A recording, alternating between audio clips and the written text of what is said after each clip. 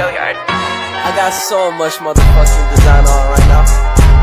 Break it down, bring it back, make it clap. I got 3 old thoughts, new block, where that thing. Bitches on my line, and you know.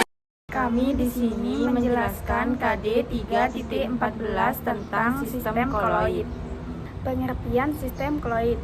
Koloid adalah jenis campuran heterogen yang terbentuk karena adanya dispersi suatu zat ke dalam zat lain yang dicampurkan.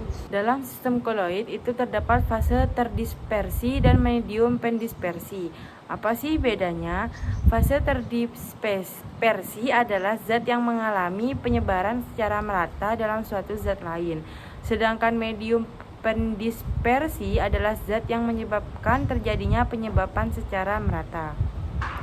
Nah, kamu perlu tahu pengertian fase di sini berbeda dengan wujud.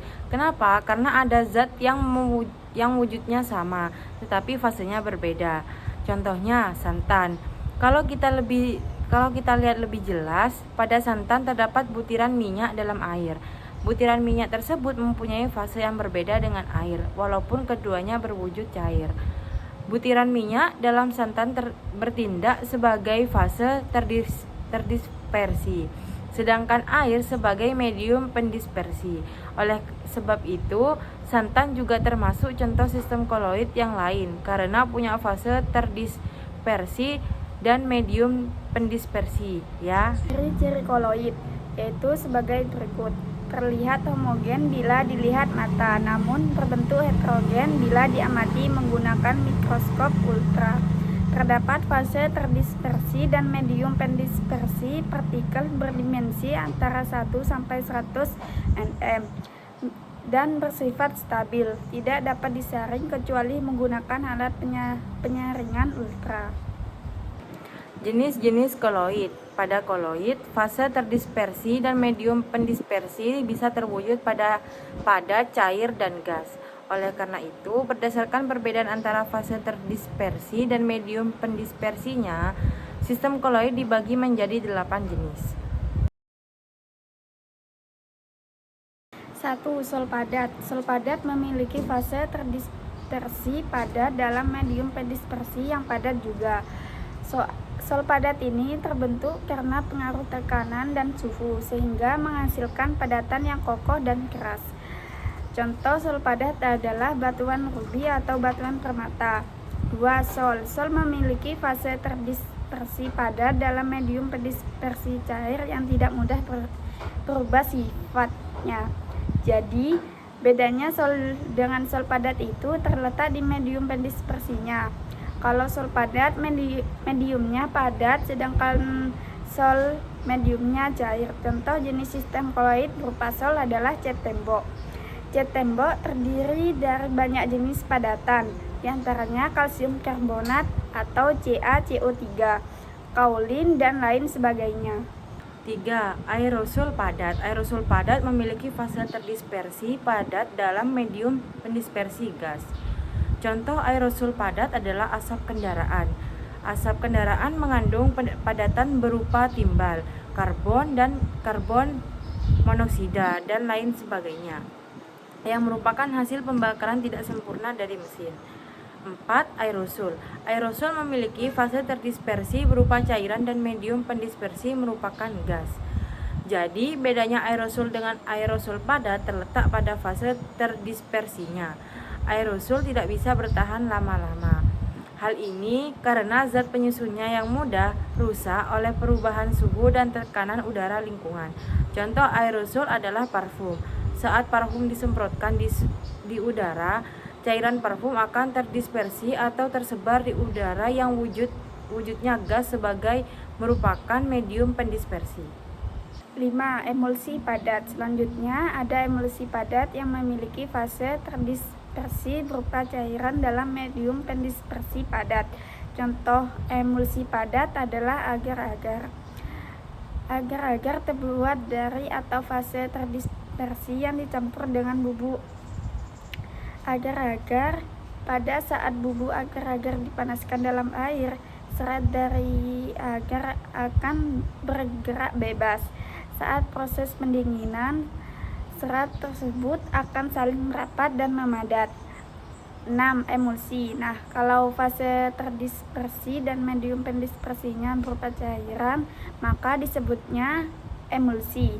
Emulsi biasanya tersusun oleh cairan dengan kepolaran senyawa yang berbeda sehingga tidak saling bercampur. Contoh jenis sistem koloid berupa emulsi adalah susu. Emulsi pada campuran susu dan air itu terjadi ketika partikel air terdispersi atau tersebar dalam partikel susu. Nah, karena partikel air dan susu ini punya level kepolaran yang beda. 7. Buih padat. Busa padat memiliki fase terdispersi berupa gas dalam medium pendispersi padatan, atau bisa disebut juga gas yang terdispersi di dalam padatan. Contoh sistem koloid berupa buih padat adalah spons. Jika dilihat, spons itu merupakan sebuah padatan, tapi ketika dipencet ternyata isinya udara. Itu tandanya partikel-partikel udara atau gasnya tersebar dalam medium padat. 8. Buih. Jenis koloid yang terakhir yaitu buih. Bedanya dengan buih padat, kalau buih memiliki fase terdispersi berupa gas dalam medium pendispersi cair, atau bisa disebut juga gas yang terdispersi dalam cairan. Contoh jenis koloid berbentuk buih adalah buih sabun karena adanya udara atau fase terdispersi yang terjebak di dalam larutan sabun atau medium pendispersi. Hal ini terjadi karena molekul sabun yang saling tarik-menarik membentuk jaring atau lapisan yang dapat menjebak udara, sehingga membentuk gelembung-gelembung bening berisi udara. Contoh soal nomor 1. Sistem koloid adalah suatu bentuk campuran yang keadaannya terletak di antara A. Pelarut dan larutan, B. Larutan dan zat terlarut, C. Zat terlarut dan pelarut, D. Larutan dan suspensi, E. Suspensi dan pelarut. Jawabannya yang benar adalah D. Larutan dan suspensi. Jadi, sistem koloid merupakan suatu bentuk campuran yang keadaannya terletak di antara larutan dan suspensi. Contoh soal nomor 2. Sistem koloid yang medium pendispersinya cair dan fase pendispersinya cair adalah A. Susu, B. Kabut, C. Awan, D. Keju, E. Mentega. Jadi, jawaban yang benar adalah A. Susu. Jadi, sistem koloid yang medium pendispersinya cair dan fase pendispersinya cair adalah jenis koloid emulsi. Contohnya susu, santan, mayones, dan minyak ikan. Contoh soal nomor 3. Penyusun sistem koloid asap adalah A. Gas terdispersinya dalam gas, B. Gas terdispersinya dalam padat, C. Padat terdispersinya dalam gas, D. Padat terdispersinya dalam cair, E. Cair terdispersinya dalam gas. Jadi jawaban yang benar adalah C. Padat terdispersinya dalam gas. Pembahasannya yaitu koloid asap merupakan contoh dari koloid aerosol padat, di mana fase terdispersinya padat T dalam fase perdispersinya gas. Contohnya asap dan debu di udara. Contoh soal nomor 4. Pemberian tawas pada air minum dimaksud untuk A. Mengendapkan partikel-partikel koloid agar air menjadi benih, B.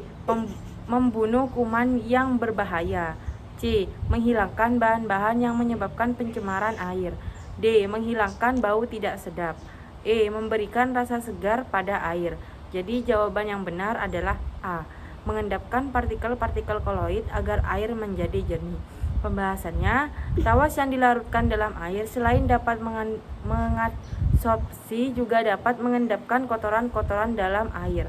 Tawas akan membentuk koloid Al atau OH yang bermuatan positif.